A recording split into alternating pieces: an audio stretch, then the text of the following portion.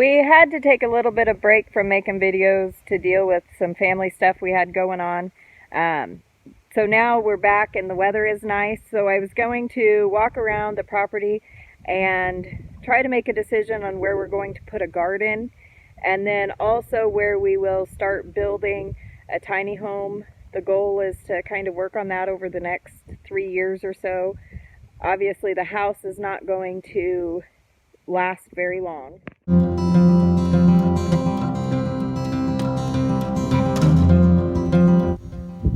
So here is our first option, and I think where we will end up having to put the garden is right here.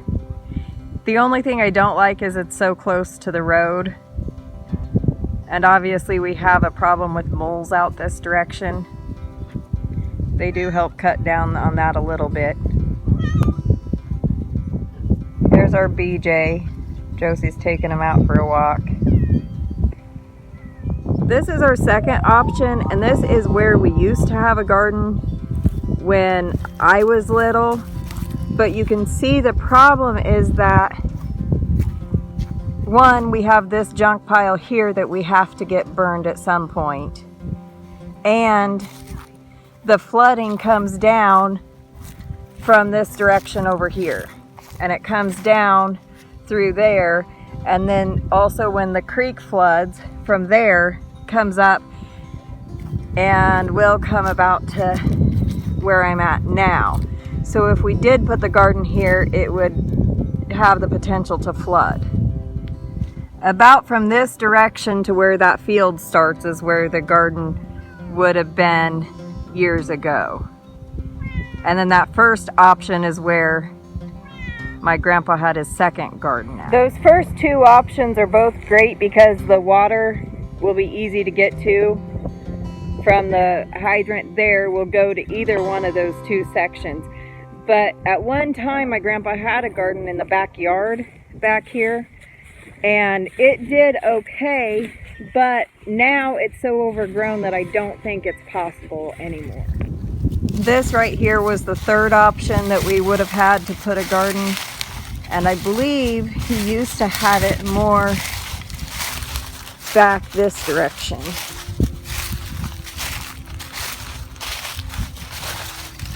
Pretty much right in here.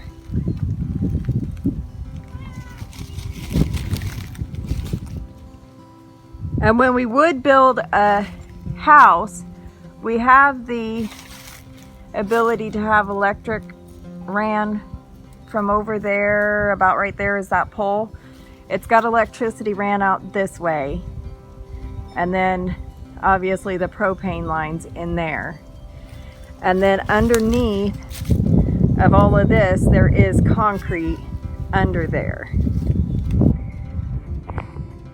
And as you can see, looking at that house, you can see why it just won't work. This house, it just needs so much work to fix that we will end up spending more money just to fix the roof than we would if we built a small tiny home out here. And so we're trying to decide where exactly we want that. This backyard is great when you think of placement, but we also want sunlight coming in the house. So that's why we're unsure if we should go ahead and move up a little further this way, and then we'll be right hooked into the electricity, and we could hook into water, or we could do like a self-composting toilet. Again, you can see this porch here completely needs redone. And underneath of there is concrete, and that's also where the storm cellar would end up being. Our goal for this year is to go ahead and get these chickens moved. This was just temporary for them. And we're going to clear out all of that. We're going to get a load of metal taken out this year and get all the small trees cut. Get down to the concrete and make a decision. That trailer needs to go.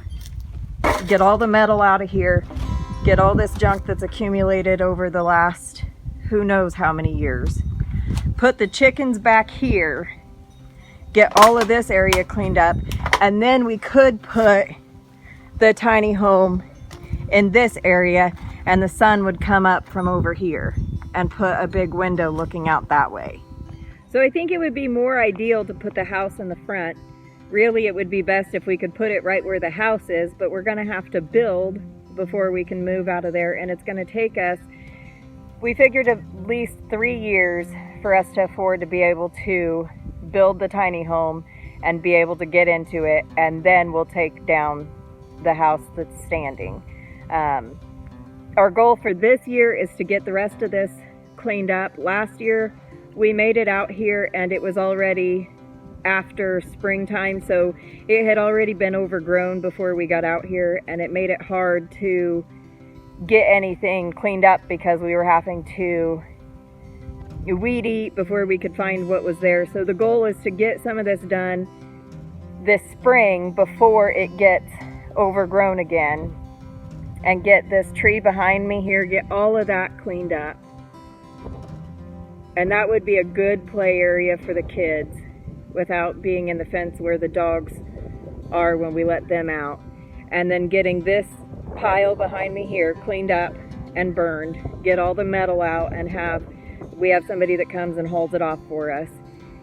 And then get the old cars and the old trailers out of here, get the van that's back there and the truck that's back there out of here, and then slowly start getting set up, getting it level to where we will build the house at.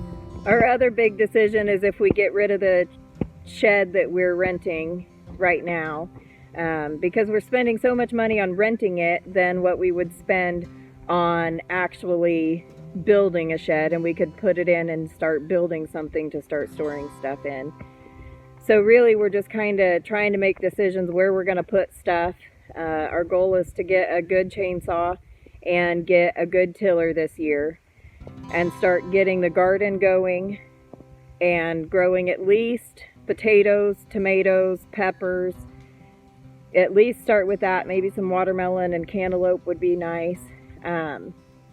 Get the garden going, start some canning this year, and getting figured out, really making decisions on how we're going to set this up to make it our own. The house was my grandparents' house, and I thought it would be easy to live in there, and I thought it would be nice to come live in the home that I lived in, but really it's too hard for me to be in the house that he lived in. To be where he was last at is really harder than I ever thought it would be. So going forward, we're just going to start documenting, cleaning stuff up, getting stuff set up. I have some things that I found on the porch over there that I didn't know existed, and I'll be doing, I'll try to get a video of that showing what's under that porch. So our goal is to leave that porch standing once we tear the house down. Maybe not the porch itself, but at least the concrete and the storm cellar there. And then we would have something in case of emergencies. And then start just working on making this look better, making it aesthetically pleasing instead of looking out and we look out our window and this is what we see. So it'd be nice to look out, see that all cleaned up, and see the sun coming up that direction is beautiful. And then it would also be nice if we put the house over to the side in the front, we could see the sun setting also if we sat it over on this side. So if you're still watching, thanks for watching, guys. We really are going to try to start getting some of these projects taken care of and really get moving on this property and get it cleaned up, make it look better, make it our own. Just start really getting into the work of this. Where's your ball? Can you go find your ball?